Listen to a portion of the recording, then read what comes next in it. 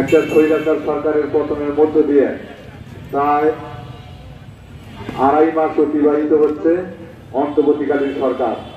আপনারা জানেন যে 5ই আগস্ট যে স্বৈরাচার সরকারের পতন হলো, তার আগে আপনারা দেখেছেন গত প্রায় 15.5 বছর ধরে আমাদের দেশে সর্বক্ষেত্রে যে দুর্নীতি, লুটপাট এবং বিভিন্ন ধরনের জমি দখল সহ নানান ধরনের অনিয়ম দুর্নীতিতে ভরপুর এবং সারা দেশে একটা ফ্যাসিবাদী ব্যবস্থা কায়েম করেছিলেন। আমাদের ফ্যাসিবাদী শাসনের অবসান ঘটেছে। 52 সালে আন্দোলন ছিল গণ অভ্যুত্থান, 69-এর গণ অভ্যুত্থান, 90-এর গণ অভ্যুত্থান, আবার এই সর্বশেষ 24 সালে 5ই আগস্টের গণ অভ্যুত্থান। এই সকল গণ অভ্যুত্থানে আমরা জানি ছাত্র সমাজ অগ্রগণ্য ভূমিকা পালন করেছিল।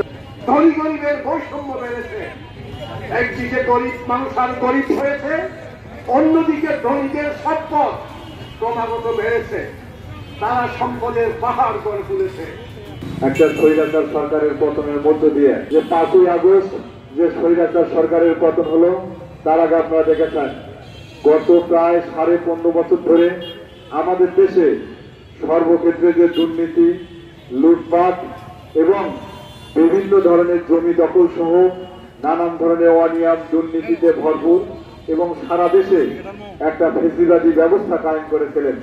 তার বিরুদ্ধে বাম প্রগতিশীল রাজনৈতিক দল সহ বিভিন্ন শ্রেণী পেশার মানুষের যে দীর্ঘ আন্দোলন, সেই আন্দোলনের মধ্য দিয়ে একদিকে আওয়ামী ফ্যাসিবাদের বিরুদ্ধে মানুষের যে বিক্ষোভ এবং মানুষের যে তার বিরুদ্ধে যে প্রতিবাদের ভাষা উচ্চারিত হয়েছিল, তারই ধারাবাহিকতা আপনারা জানেন যে গত জুলাই মাসে আমাদের দেশের ছাত্ররা শুধুমাত্র কোঠা বিরোধী আন্দোলনের মধ্য দিয়ে একটা আন্দোলন শুরু হয়।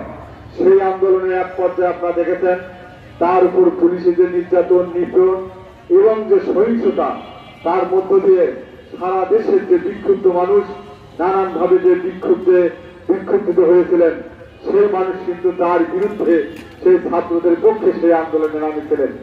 আপনারা জানেন সেই ধারাবাহিক আন্দোলনের মধ্য দিয়ে আপনারা জানেন যে গত 16 জুলাই আমাদের দেশে সারা দেশে প্রায় 6 জন ছাত্র আত্মহত্যা হয় এবং পুলিশ সরাসরি গুলি করে সেই ছাত্রদেরকে খুন করে। সংগ্রামী বন্ধুগণ, আপনারা দেখেছেন সেই রংপুরের আবু সাইদ এবং ঢাকায় মুক্ত সহ সেই ছাত্ররা যখন আহত হয়, নিহত হয়, তার বিরুদ্ধে ছাত্র সমাজ রুখে দাঁড়িয়েছিলেন এবং সারা দেশের সেই ছাত্রদের পাশে শ্রমজীবী মানুষ, বিভিন্ন শ্রেণী পেশার মানুষ সেই ছাত্রদের পক্ষে আন্দোলনে নামেছিলেন। সেই আন্দোলনের মধ্য দিয়ে আপনারা দেখেছেন যে 5ই আগস্ট একটা ফ্যাসিবাদী সরকারের পতন হয়েছে। আপনারা জানেন একটা ফ্যাসিবাদী সরকারের পতন হলেও ফ্যাসিবাদী যে ব্যবস্থা, সেই ব্যবস্থার কারণে একটা রাজনৈতিক দল ফ্যাসিস্ট হয়ে ওঠে, একজন ব্যক্তি স্বৈরাচার হয়ে ওঠে। সেই ব্যবস্থার, সেই অর্থনৈতিক ব্যবস্থার কোনো পরিবর্তন হয় নাই। যার কারণে আপনারা দেখছেন যে 5ই আগস্ট যে সরকারের পতনের পর আর সারা দেশে যে বৈষম্য বিরোধী ছাত্র আন্দোলন, তাদের প্রত্যাশা ছিল, মানুষের আকাঙ্ক্ষা ছিল যে সর্বক্ষেত্রে যে আমাদের দেশে যে বৈষম্য, সেই বৈষম্য দূর হবে। অর্থাৎ শিক্ষা ক্ষেত্রে বৈষম্য, চিকিৎসা ক্ষেত্রে বৈষম্য, কর্মক্ষেত্রে বৈষম্য এবং আমাদের দেশের দ্রব্যমূল্যের যে ঊর্ধ্বগতি, সেই বিষয়গুলোর সমাধান হবে। কিন্তু আপনারা দেখেন যে প্রায় 2.5 মাস অতিবাহিত হচ্ছে, এখন পর্যন্ত আমাদের দেশের যে ব্যবসায়ী সিন্ডিকেট, সেই সিন্ডিকেট কিন্তু ভাঙ্গা হয় নাই। আপনারা জানেন আমাদের দেশের দুর্নীতি লুটপাট বন্ধ হয় নাই।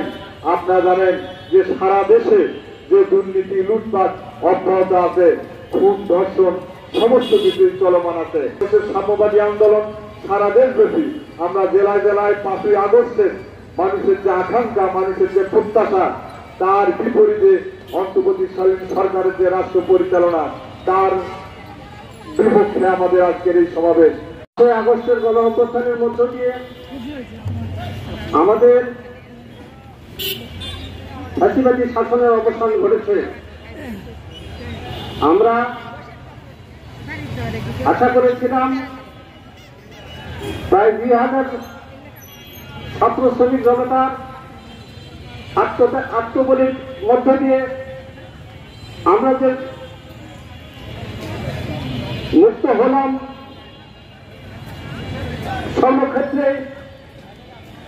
সর্বক্ষেত্রে তার একটা প্রতিচ্ছবি দেখতে পাবো, কিন্তু আজ 3 মাস অতীত। সেই লক্ষ্যে আজকের এই সমাবেশে এখন বক্তব্য রাখবেন সাম্যবাদী আন্দোলন কেন্দ্রীয় পাঠচক্র ফোরামের অন্যতম সদস্য কৃষিবিদ কমরেড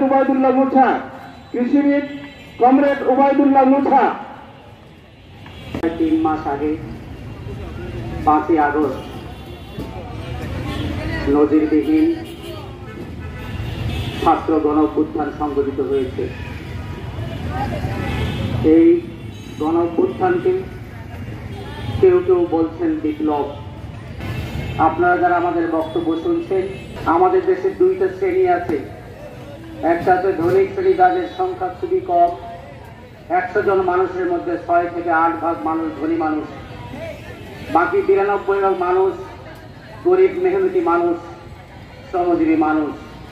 ফলে এই যে 2 ধরনের মানুষ আছে, আমরা বাংলাদেশের সাম্যবাদী আন্দোলন এমন কোন রাজনীতির কথা জানি না যে রাজনীতি দিয়ে এই যে ধনী এবং গরিব উভয় শ্রেণীর মানুষের স্বার্থ রক্ষা করা যায়। আমরা বিশ্বাস করি যে রাজনীতি দিয়ে ধনী মানুষের স্বার্থ রক্ষা হয়, সে একই রাজনীতি দিয়ে গরিব মানুষের স্বার্থ রক্ষা হয় না, তাদের বিরুদ্ধে যায়। আবার যে রাজনীতি দিয়ে গরিব মানুষরা উপকৃত হয়, সেই রাজনীতি দিয়ে ধনী মানুষরা যে অন্যায় জবরদস্তিমূলক সুযোগ সুবিধা ভোগ করে, তা থেকে তারা বঞ্চিত হয়, কিন্তু সাধারণ মানুষের মতোই সুযোগ সুবিধা তারা ভোগ করতে পারে। তেমনি ভাবে দ্রব্যমূল্য বেড়ে যাওয়ার মধ্য দিয়ে আমাদের সমাজের যারা সবচেয়ে দুর্বল অংশ, তাদের উপরে এই চাপটা সবচেয়ে বেশি পড়ে। সমাজের দুর্বল অংশ, আমরা বাংলাদেশের সাম্যবাদী আন্দোলন সুস্পষ্ট বলতে চাই, যাদের হাত চললে পেট চলে, যাদের হাত না চললে পেট চলে না, এরাই সমাজের সবচেয়ে দুর্বল অংশ। ফলে দ্রব্যমূল্যের দাম বেড়ে যাওয়ার মধ্য দিয়ে এদের উপর সবচেয়ে চাপ তৈরি হয়। শেখ হাসিনা দেশ থেকে পালিয়ে গেছেন। আওয়ামী লীগের অনেক বড় বড় নেতা, এমপি, মন্ত্রী, যাদেরকে আপনারা প্রতিদিন টেলিভিশনে দেখতেন, গত 3 মাস তাদেরকে আর দেখা যায়নি। তারা কেউ দেশের বাইরে, আবার কেউ দেশের অভ্যন্তরে লুকিয়ে আছেন।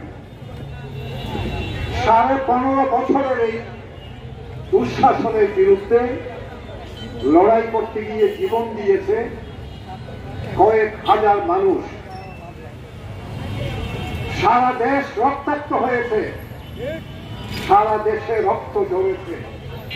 রক্ত ঝরেছে বগুড়ায়, রক্ত ঝরেছে ঢাকায়, রক্তাক্ত হয়েছে বাংলাদেশের প্রতিটি জেলা, বাংলাদেশের প্রতিটি জনপদ।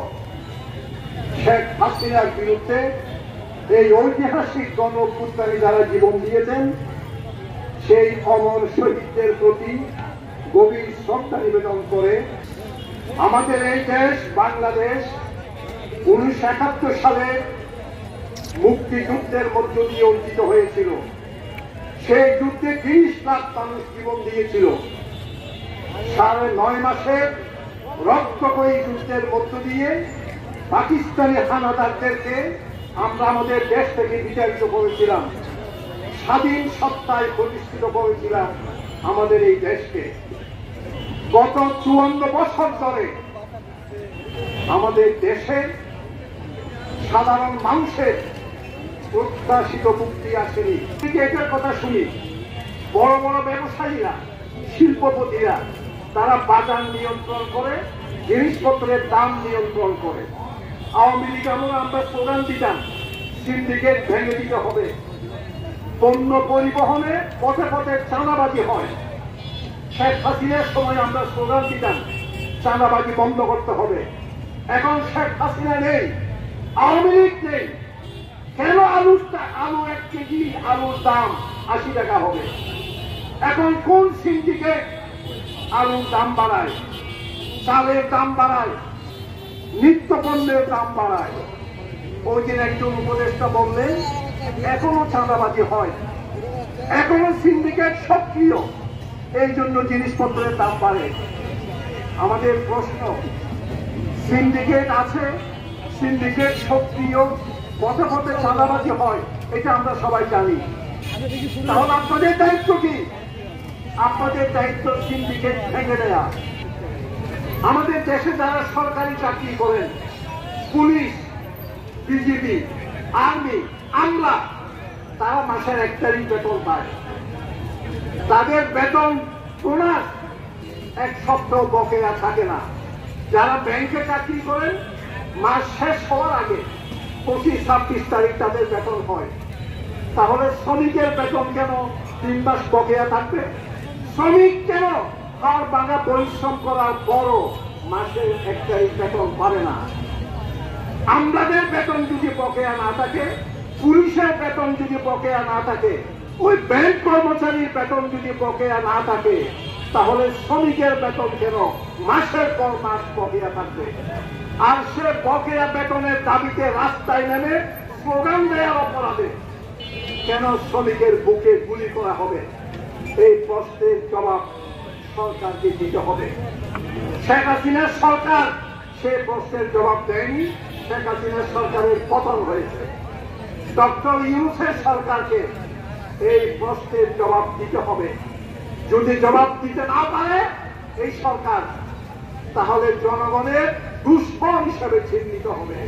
করা হয়েছে। অর্থাৎ আমরা দাবি করছি এই বিনা বিচারে হত্যাকারীদের অবিলম্বে তদন্ত করে তাদেরকে দৃষ্টান্তমূলক শাস্তির ব্যবস্থা করতে হবে এবং পাশাপাশি যে গণতান্ত্রিক ন্যায়সঙ্গত আন্দোলনে যারা নিহত হয়েছেন, যারা হত্যা হয়েছেন, তাদের যারা হত্যার সাথে জড়িত তাদেরকেও দৃষ্টান্তমূলক শাস্তির আওতায় নিয়ে আসতে হবে এবং পাশাপাশি আমাদের দেশের যে দ্রব্য মূল্যের ঊর্ধ্বগতি, সাধারণ মানুষ, শ্রমজীবী মানুষ তাদের ক্রয় ক্ষমতার বাইরে চলে গেছে। এই শ্রমজীবী নিম্ন আয়ের মানুষদেরকে আর্মি রেটে রেশনের ব্যবস্থা করতে হবে এবং সরকারি বেতন ভাতা পাওয়ার পরে অনিয়ম দুর্নীতি করে হাজার হাজার কোটি টাকা মালিক হন, তারপরেও তাদের অপসরকারি একটা ভাতা দেন তাদের শেষ জীবনের নিশ্চয়তার জন্য। আর আমাদের দেশের শ্রমজীবী মানুষের কোনো ব্যবস্থা থাকে না। সেই কারণে আমরা দাবি করেছি এক দেশে 2 আইন থাকতে পারে না। আমাদের দেশের শ্রমজীবী মানুষ যদি উৎপাদনের সাথে যুক্ত না থাকে, তাহলে আমাদের দেশে 18 কোটি মানুষের খাদ্য তৈরি হবে না, পোশাক তৈরি হবে না, রাস্তাঘাট ঘর বাড়ি কিছুই তৈরি হবে না। সেই কারণে সেই শ্রমজীবী মানুষের শেষ বয়সে রাষ্ট্রকে দায়িত্ব নিতে হবে। সংগ্রামী বন্ধুগণ, এই সব দাবিতে আজকে দলমত নির্বিশেষে আজকে শ্রমজীবী মানুষকে ঐক্যবদ্ধ হতে হবে, সংগঠিত হতে হবে। এই সংগঠিত হওয়া ছাড়া, ঐক্যবদ্ধ হওয়া ছাড়া আপনাদের এই দাবি আদায় করা সম্ভব না। সেই আহ্বান জানে আমাদের আজকের সমাবেশে যারা বিভিন্ন জায়গা থেকে শুনছেন, যারা অংশগ্রহণ করেছেন, সবাইকে বাংলাদেশের সাম্যবাদী আন্দোলন বগুড়া জেলা পার্বত্য ফোরামের পক্ষ থেকে অভিনন্দন জানিয়ে